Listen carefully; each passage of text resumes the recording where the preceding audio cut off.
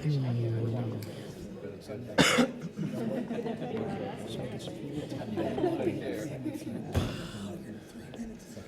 somebody just walked in. Click, talk, tick, talk.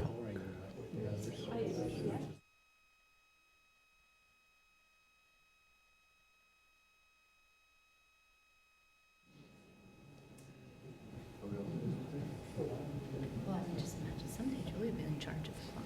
Nope. You'd be good at it.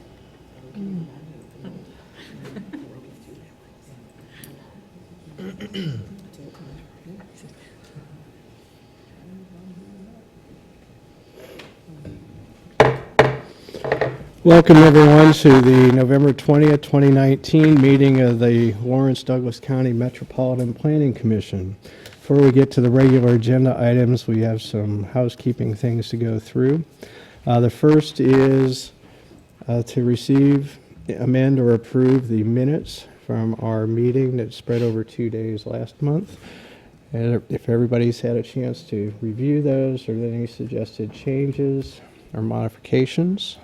If not, is there a motion to approve? Move to approve. Have a second? Second. Motion by Commissioner Struckoff, seconded by Commissioner Sinclair. Any further discussion?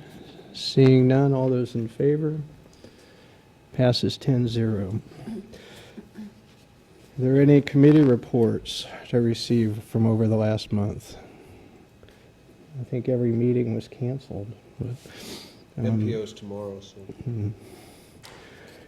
Are there any additional written communications from the public that? No. Okay. Any written communications from staff, planning commissioners, or other commissioners that aren't in the packet? None from staff. Okay. Any written action of any waiver requests or determinations by the city engineer? No. Anyone have any ex parte communications to tell us about on any of the items? Good. Anyone going to abstain from any of the items on our agenda tonight? All right, that brings us to the general public comment section at this time. Anyone, member of the public that's here, has the opportunity to get up and speak for 3 minutes on anything they want related to planning, as long as it is not one of the 4 agenda items that is before us tonight. Anyone that wish to speak? Seeing none, we'll just plow right through to agenda item number 1, consider approving Planning Commission Resolution PCR 19-512, the Comprehensive Plan Amendment. So welcome from your leave of absence, Mr. Crick, and let's hear what you have. Good to be here this evening. Jeff Crick with the City County Planning Office. The item before you this evening is a Planning Commission resolution that would adopt the City Commission, County Commission edition of Plan 2040. The City Commission reviewed and adopted the plan on October 1st. The County Commission reviewed and adopted the plan on 16th of October. There was 2 changes that were made by the City Commission. The smaller of the 2, I would say, is probably the addition of a definition item in kind of that definition of what is the item. And they just added addressing current strategic plan goals to the definition of what a community benefit would be. The item that probably went through the more rigorous changing of it was item 2.2. In your staff report and in your memo you have this evening, you have a couple of the renditions that the City Commission worked through from the one that you had, their first iteration, and the final iteration that was adopted by the City Commission. So I won't really kind of go through the details on that one, but I'd be glad to answer any questions you have about 2.2 or that definition addition. All right, thank you. We'll see if there are any. This time we'd open this matter up to public comment. If you do wish to comment on this item, please come to the podium, sign your name. Please clearly state your name so some of us can write that down. And limit your comments to 3 minutes. Any members of the public wish to comment on the comprehensive plan? Seeing none, we'll close the public section of this agenda item and bring it back to the commission. Any questions or comments by any commissioners? This is anticlimactic.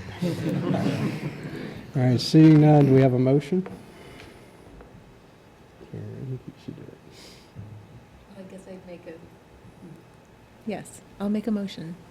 I move that we approve the comprehensive plan amendment, PCR 19-00512, and we don't have to forward it to anyone. It's been forwarded to everyone we could think of, and we can go ahead and approve it. I have a second. Seconded by Commissioner Carter. Any further discussion? Seeing none, all those in favor? Passes 10-0. Thank you very much, Jeff, for shepherding us all the way through. And congratulations on the birth of your daughter. Thank you. It brings us to item number 2, consider approving a special use permit for the expansion of Decipher, located at 643 Massachusetts Street.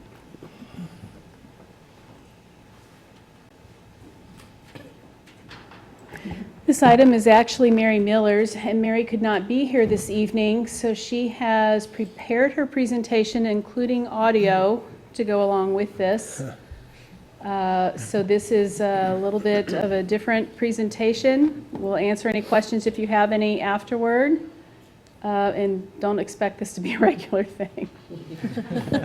Good evening, Commissioners. Mary Miller, current planner. I'm afraid I'm not able to attend tonight's meeting, so I've attempted to make an automated presentation. This is a special use permit request to expand the Decipher, or the research service use currently at 645 and 647 Mass Street, into a portion of the property at 643 Mass Street. This shows the location of the property. The expansion is being requested into a portion of 643, which is marked with the arrow. A special use permit was approved on February 16, 2010 to allow the research facility at 645 and 647 Mass Street. Earlier this year, a special use permit was approved to expand that 10-year approval time frame to February 16, 2030. The current facility is shown in the area that's highlighted in yellow. It's about 9,660 square feet. The red dots note where the original special use permit approved portions of the first floor and the basement also. This comes up to about 1,400 square feet. Most of the laboratory facility, all the laboratory facility is on the second floor. With the original SUP, a 4,840 square foot area was approved on the second floor at 645 Mass Street for an extension to the building. If an addition was built within 2 years, this could be used for an expansion for that laboratory facility. That was not built within that time frame, and so that approval has lapsed. Rather, this request before you today is asking that the laboratory facility be able to expand to the north into an existing building for about 3,742 square feet, which would bring the total area up to about 14,800 square feet. With special use permits, we always do look at the golden factors, and one of the items we consider is if the use is compatible with zoning and land uses in the area.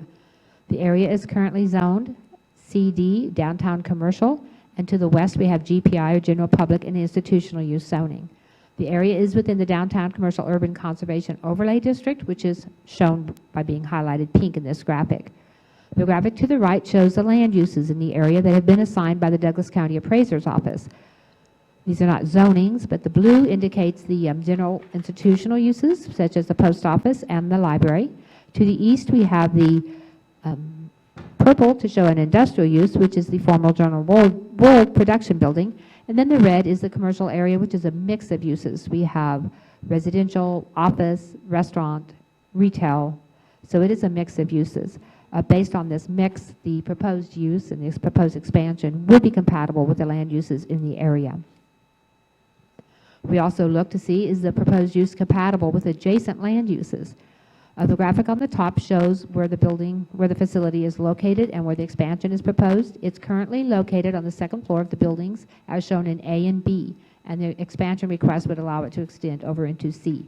There's no external indications that there's a laboratory or research facility here, except for the small sign that's on Mass Street. There are no negative impacts. There's no noise, odor, no dust. So there's no negative impacts that would affect nearby properties. And so the proposed expansion would be compatible with adjacent land uses. We look to see if the proposed use is compliant with the standards of the development code. And the downtown district does not require any off-street parking. and it does allow 100% of the site to be covered with building or impervious surface. So the proposed use is compliant with the standards of the Development Code with the approval of the special use permit. We also look to see, does it cause substantial reduction in property values? And there's been no indication that there's been any reduction in the 10 years since the special use permit was originally approved. Use conditions were applied to the original special use permit to ensure that there were no negative impacts. The first one, that no manufacturing and production activities would occur, was assigned to ensure that the use would remain research and not a production or factory type operation. Of site visit earlier this year, we were able to see that it was being used solely for research. There was no production or manufacturing areas. The other 4 conditions were not something we could observe at the site visit, so the CIFR provided an affidavit indicating that they are compliant with these standards. However, they requested that condition number 3, that no known type 1 mutagens or carcinogens be used, be revised to allow them to use fine chemicals and reagents for the purpose of preparing anti-cancer drugs for research purpose only, and then also common solvents and cleaning agents such as isopropyl alcohol. So this change to the conditions was approved with the earlier approval to extend the approval period. And there are no other changes to the remaining conditions. Other factors that we look at is it possible for the services in the area to serve the use? Downtown commercial district is completely developed and there are services available to serve the property. It's serving the existing facility and would be available to serve the expanded use. The site plan with the special use permit and the site plan performance agreement are the adequate assurances of continued maintenance of the property. There should be no adverse impacts on the natural environment. This does not put out any air pollutants. There's no noise associated with the use. And water quality is maintained through the waste regulations. Then a time limit. There is a time limit assigned with this special use permit. And so the conditions of approval that would apply with this special use permit are that the property owner provide an executed site plan performance agreement to ensure compliance with the site plan. The facility will comply with the use restrictions, those 5 conditions that were noted earlier, and then the time frame, the approval remain valid to February 16th, 2030. So staff recommends approval of the special use permit, allowing the expansion of the research service into a portion of 643 Mass Street based on findings of fact in the staff report and subject to the conditions in the report. This concludes our presentation, and as I mentioned, we do have a planner available if you have questions on process or any other questions, and the applicant is also available if you have questions specific to this use. And as Mary mentioned in her presentation, we're here to answer any questions, and the applicant is here as well. This is an expansion, essentially, of a previously approved special use permit for the Decipher facility.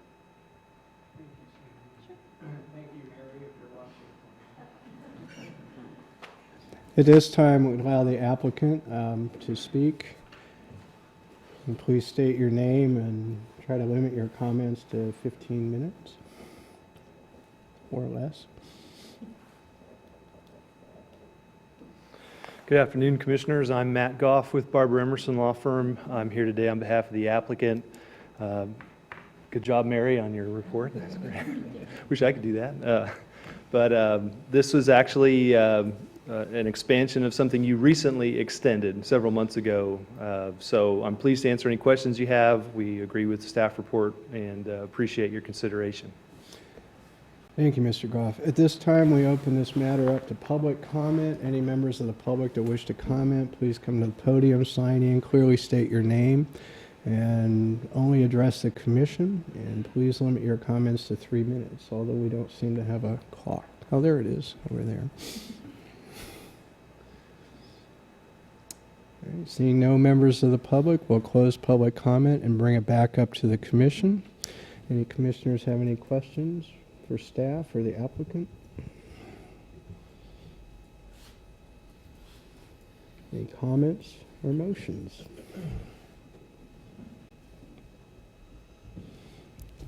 I move that we forward a recommendation of approval to the City Commission for special use permit allowing the expansion of the research service currently located at 645 and 647 Massachusetts Street into 643 Massachusetts Street based upon the findings presented in the body of the staff report and subject to the conditions listed in the staff report. We have a motion. Do I have a second? Seconded by Commissioner, whatever your name, Sands. Any discussion of the motion? Seeing none, all those in favor? Passes 10-0.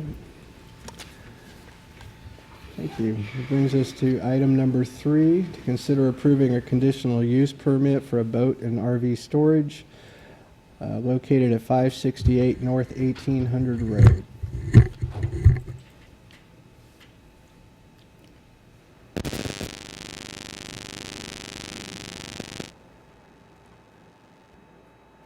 Good evening, Commissioners. Sandy Day, Planning Office. This item is for a conditional use permit for the expansion of an existing boat facility. I should also note that when we talk about the boat storage, it does also include RVs, and that was a fairly recent interpretation. You've seen this property before in some other applications that are summarized in the project. The property is zoned A, agricultural. Predominant land uses in that area do include some rural residential uses along the public right-of-way, but the balance of the property is used for agricultural purposes. The property is outside of the urban growth area, but within the 3 miles of the city of Lecompton. We did reach out to Lecompton about a joint meeting. They indicated that they did not have concerns about the project and would not be attending tonight's meeting. Another land use or significant land use in the area is Berry Plastics, located a little bit to the east of the subject property. And then the image here highlights where the extent of some of our master planning has gone in relationship to the location of the subject property. The property itself is accessed from County Road that dead ends, but that road also provides emergency and maintenance access to the highway. It otherwise has direct access to arterial street network immediately to the east of the property. The proposed use in the code is listed as boat storage, but that does also include RVs. In the building, the boats and RVs are stored with sheltered buildings. This image is of the site plan that is in your packet. This shows the expansion of the new building. It is a little bit larger than the previous buildings, and then the applicant would be required to relocate the landscaping that's currently about in this location. A new planting would be required along the southern edge of the development area that provides access into the storage sheds. There are a number of previous approvals that have been considered. The original approval was in 2002. It was expanded in 2006. There was also that expansion in 2011, and that also extended the approval out to 2022. Staff's recommendation is for approval of that conditional use permit. We did revise the language a little bit on this application to make it more consistent with the boat and RV storage facility that you looked at last month. This has more of that consistent language, but it still ties it back to doing a review in 5 years and reapproval in 10 years for this particular use. Happy to answer any questions, and I believe the applicant is here to speak to you this evening as well. Thank you, Sandy. Would the applicant care to comment? I'm getting a head shake, no. So at this time, we'll open this matter to public comment. Any members of the public that wish to comment on this, please come up to the podium. Seeing none, we'll bring it back up to the commission. Any questions or comments from any commissioners? Wow. Anyone care to make a motion?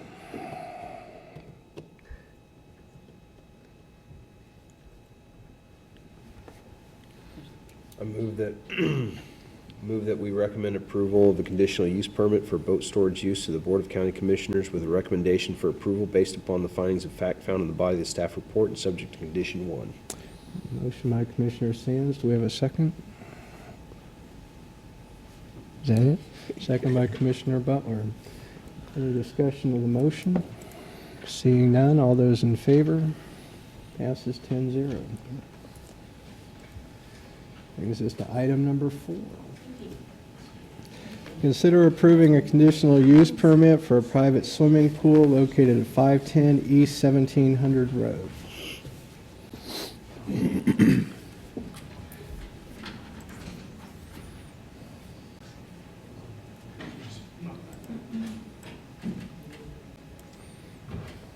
evening, Commissioners. Catherine Reek, one of the planners. This conditional use that's before you is for a private swimming pool, which I don't think you've seen before, so this is a new one. This is located at 510 North 1700 Road.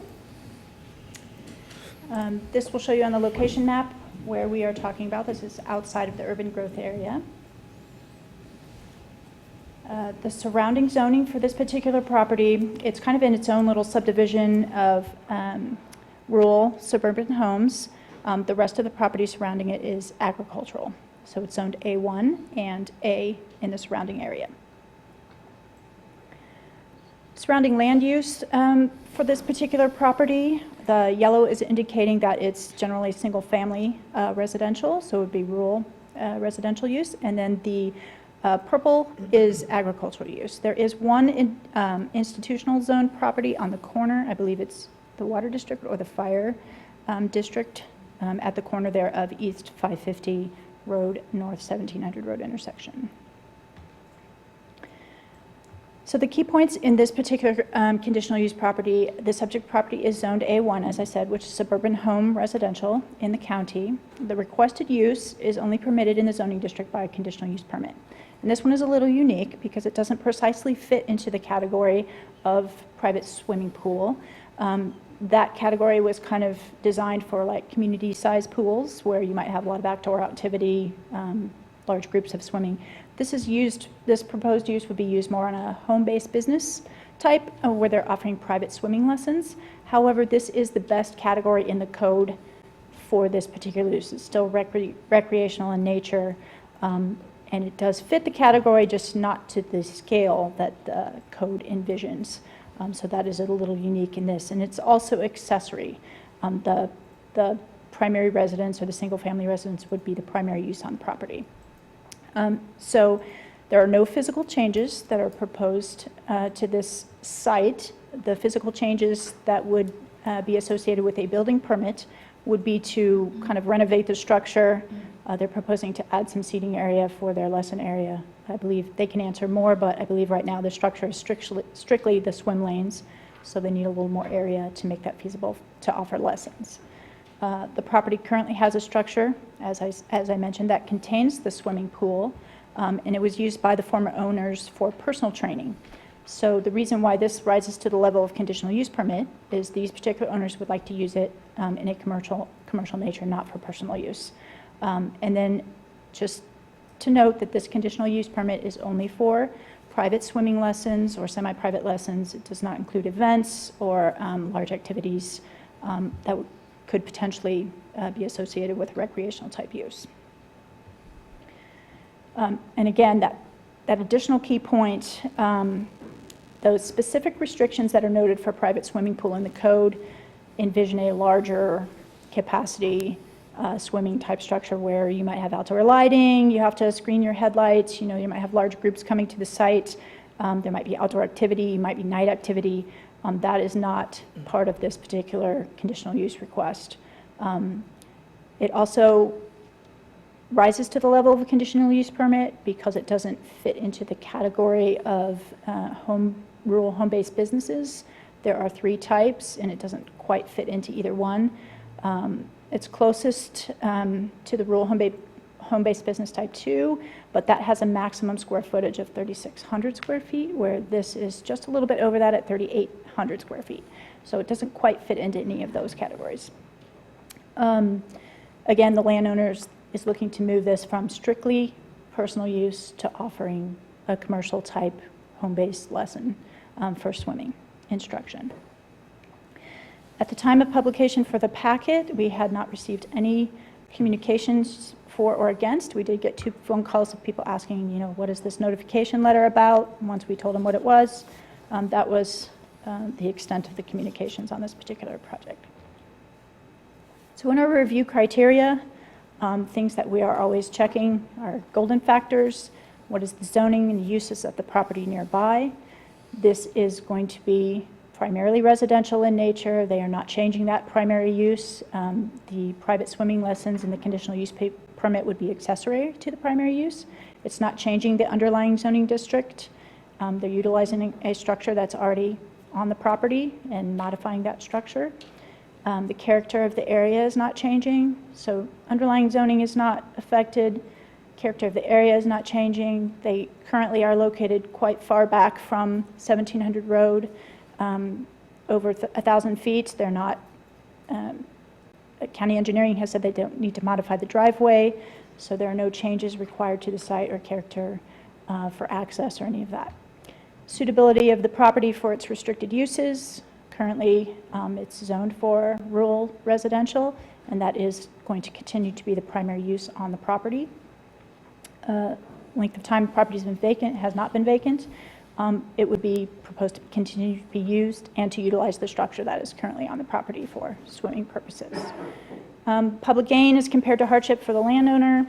There's really no public gain for the county or hardship to the landowner. It's kind of a wash. There's no pluses or minuses. It's kind of a neutral.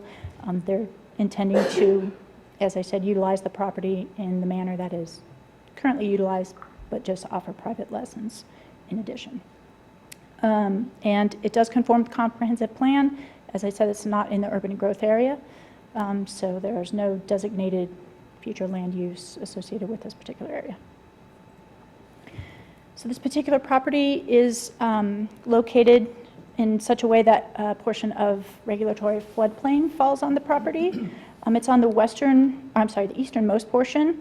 The structure, if you can see why my mouse is kind of right in the center of the large rectangular portion. The floodplain is entirely on this eastern portion, and a floodplain permit is not required for this particular modification to the building. So they're not infringing on that floodway. The proposed plan, there are no real changes to what is there. This is the existing structure that's kind of outlined in yellow. This would be extended a little bit towards the north, is what they're proposing. So basically, the overall general length is staying the same, but they are adding a little bit of space towards the north to accommodate some lessened seating area and other ancillary seating area that they may be able to explain if you have questions about that. And then they have a large circular drive around a portion of the residential structures. They're proposing that they have enough parking to accommodate their one car that's required for a rural residential structure, and then the lesson attendees that would be coming. I do want to make one note about the footnote in the staff report. I would like to make a public comment about that. There's an error that I copied the wrong parking per square foot calculation. So instead of 200 in the footnote, it should say 100, which results in a required typical 38 spaces as opposed to 19. So those two numbers would change the footnote. And the reason why I want to acknowledge that in the public meeting is so that we can make that correction on the staff report, and you guys have that information, and the county has that information as well. It does not change staff's recommendation or the gist of the footnote. The footnote is basically explaining that that large parking calculation is geared towards that community scale type public pool. And there is an exception in the column for uses that are accessory to the principal use, that they don't necessarily have to meet that full parking. So staff is making the recommendation that they can accommodate the parking for the use, what is required for their particular residential structure, and then to accommodate the lesson goers that would be coming to the site. And so that's how staff arrived at that calculation. So there are a couple conditions of approval that staff would be recommending if it is determined you would approve the conditional use permit. And those are that it would be operated under the hours of operation that are listed in the staff report, and those were proposed by the applicant. It's basically Monday through Friday for 3 blocks of time, and we can go through those if you need the specifics. A block of time on Friday, and then I think there's 2 blocks on Saturday. That the use would be limited just to the private and semi-private swimming lessons, instruction or training. No additional use, including events or retail sales or that type of thing, would be included in this conditional use permit. If they were to grow in the future and they wanted to add additional uses, they would need to come and amend the CUP request and go through that process. The employees were limited to the residents of the property. That instruction was limited to 5 persons per semi-private lesson. Again, that was proposed by the applicant. Those were the numbers that they provided. And then the permits should be administratively reviewed by the county every 5 years to make sure that, there's no scope creep in the uses on the property. And then 10 years would be the sunset date where they would need to reapply for that conditional use permit. And the other action that's required with this is after your recommendation, it goes to the county commission for approval, and then they would need to submit a building permit for those modifications they're proposing to this swimming structure. I'd be happy to stand for questions. Staff is recommending approval of this conditional use permit. Thank you, Catherine. Yep. There might be some questions. Okay. This time, the applicant wishes to speak. Please sign in and state your name.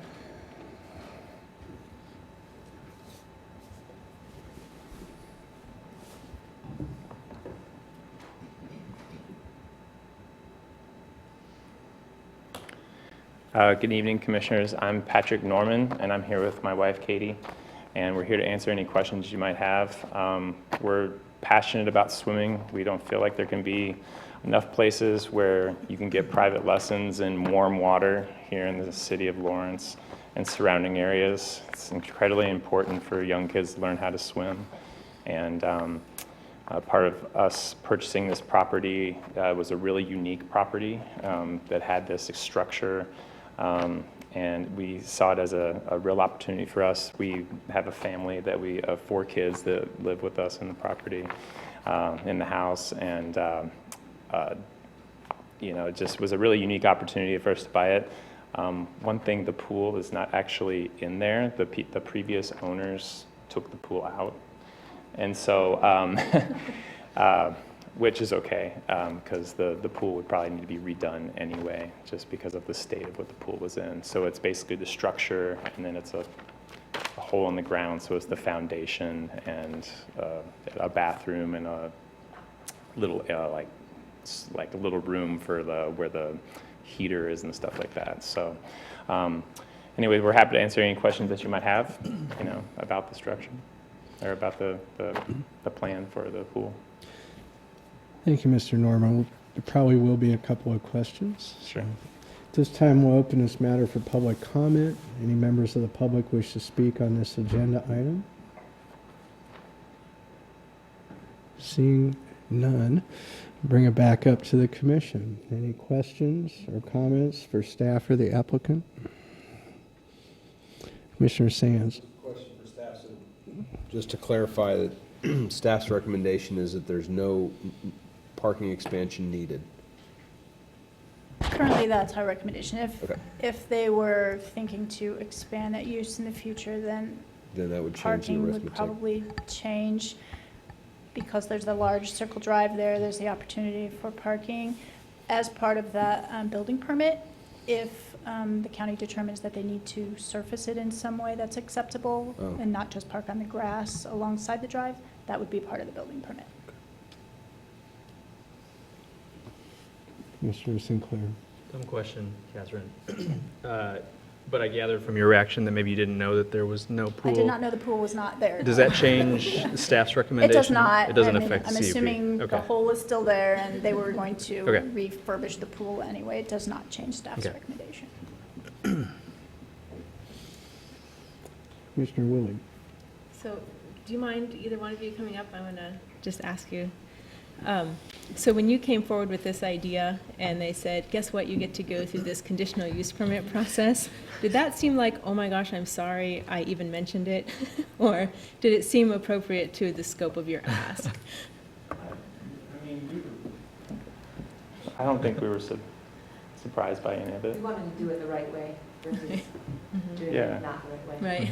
I mean, Well, and I think what I'm getting at here is, this is something the county has fallen down on and needs to be addressed, and I think it's in our new comprehensive plan as of half an hour ago, to look at our rural home business rules, because there's no opportunity for a variance, because this seems like it fit exactly except for the square footage of the building, and that seems like a pretty easy ask for somebody smaller than this and the cost and the staff time associated with it. So Yeah. I'm only saying that because I'm hoping that it will pass. I'm also planning to vote against it because I want, which I've never done that, other people have, because I want the county commission to look at what the burden that they put on people wanting to do a small business in their home, when there may be easier ways to go about it. So I'm all in favor of the work and the project, but I just think that needs to be a discussion item, not necessarily at this moment, but something that they need to be aware of. I also want to ask you about a couple of the conditions. Is it okay if I keep going? Okay. Condition A, the hours of operation, and they're in these time blocks, which I understand that's probably part of your business plan, but if we write it in here as part of the conditional use, then you couldn't have a noon lesson if you wanted to without coming back here. I would recommend that you kind of just expand whatever you think your hours might be and go ahead and write it in that way, and that way you have the flexibility with your own business to, I mean, if you want to do, 8 a.m. to 7 p.m. or something like that, and just give yourself some wiggle room. And I'll let is you. that something you want us to do tonight? Right. If we vote on this with these time blocks in there, then you're locked in to that, and technically you'd have to come back and ask to Right. make a change. Essentially, you're being asked by a commissioner whether you'd like to modify your request, which we can consider and change if Yeah. we deem appropriate. I think that probably would be appropriate then, to Okay. do that. We can talk about it real quick, about what we would like to do on that. Okay, I'll let you guys confirm. Doesn't cost any more money. Yeah. You've already paid. Another application. I just don't want to say the wrong thing up here. So yeah, I think that we would probably like to amend that so that we could not be pigeonholed into holding Right. certain hours. So on your Monday through Thursday hours, right now you've got the earliest is at 9 and your latest is at 7? 7 p.m.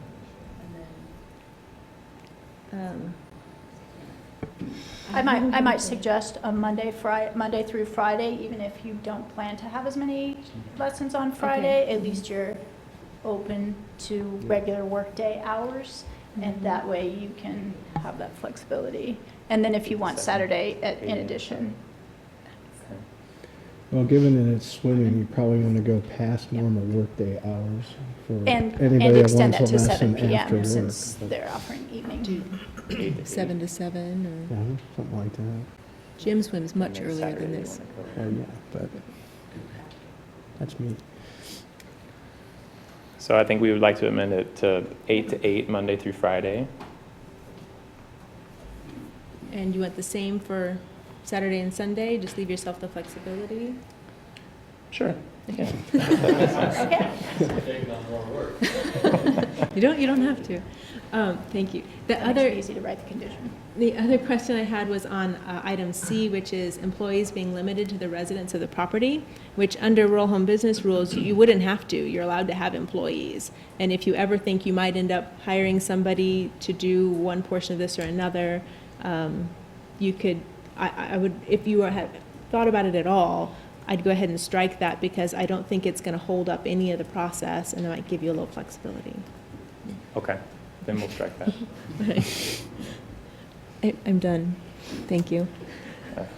Thanks. And really, I mean, if you're asking us about the process, if you want to know and anything going forward, you could call us and ask us about our process going through it, if it helps with Okay. what you need to know. So. Thank you.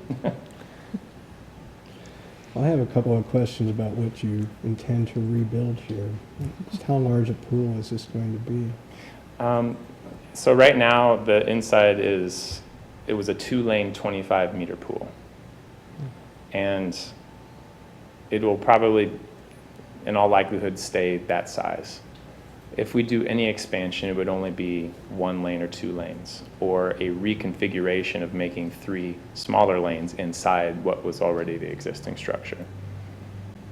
And so it's not going to be like an 8-lane pool or anything like a competition pool that they have at Free State or Lawrence High or at Haskell. I was mostly curious about the length, whether it was going to be 25 yards or 25 meters. It's currently set for 25 meters, so it could be 25 meters, you know.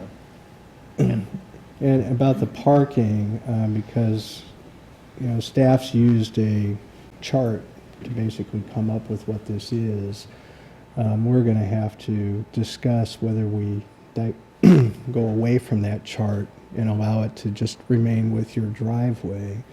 So part of your conditional use permit is you're limited to 5 persons per time slot. So how long is a time slot for a lesson?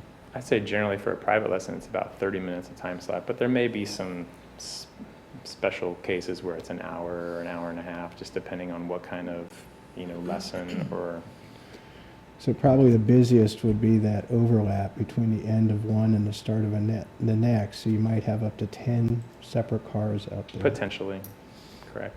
And Catherine, is there sufficient space in the driveway for 10 cars? Staff felt there was potential for 10-plus cars there, but did not think the code requirement for private swimming pool of 38 was reasonable. That seems rather excessive for a 3-lane pool, unless you're bringing the Aquahawks out to swim or Yeah, something. it would be kind of hard, yeah. But then it's mostly they'll use your circular drive to drop off the kids and then come back. Yeah. All right, any other questions or comments? We do have one of the neighbors present. Do you have any comments? I'm somewhat familiar with the property. A friend of mine lives nearby, and the young man that was training there is an extremely talented swimmer. Yes.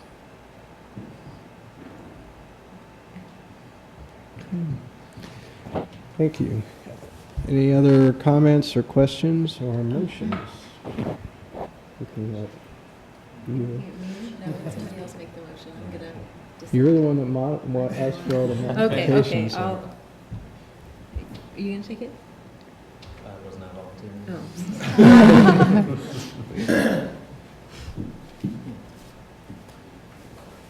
Okay, where I can see it. I think Commissioner Carpenter has done this before, where he's made the motion and then voted against it for his own particular reasons. So it's going to put me in the awkward position of doing it too. So I move that we approve a conditional or forward for approval a conditional use permit CUP 19464 for a private swimming pool located at 510 East 1700 Road, and forward it to the County Commission for approval. Those are with the modifications? With the modifications of striking requirement C and modifying requirement A to have hours of operation Monday, or 7 days a week from 8 a.m. to 8 p.m. Does that still sound okay? Yes. Is it east or north? It's north 1700. Boy, all right. Yeah, there's a typo. On the recommendation, it's east, and on the sorry. action approval, it's north, so it's reading from the wrong one. Do you need me to repeat all of that? Have a second from Commissioner Struckhoff. Any further discussion on the motion?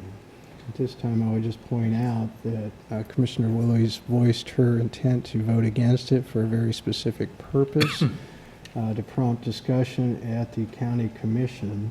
So if anybody wishes to join her in that, especially if there are county appointees that feel strongly about it, it's something to consider. But with that said, I wouldn't mind if we had some discussion before the vote to make sure that there are enough people that also don't hold these poor people up well, because of my particular. That's where I'm going with Okay. that. So if anybody is thinking about that, if you'd let your intention be known.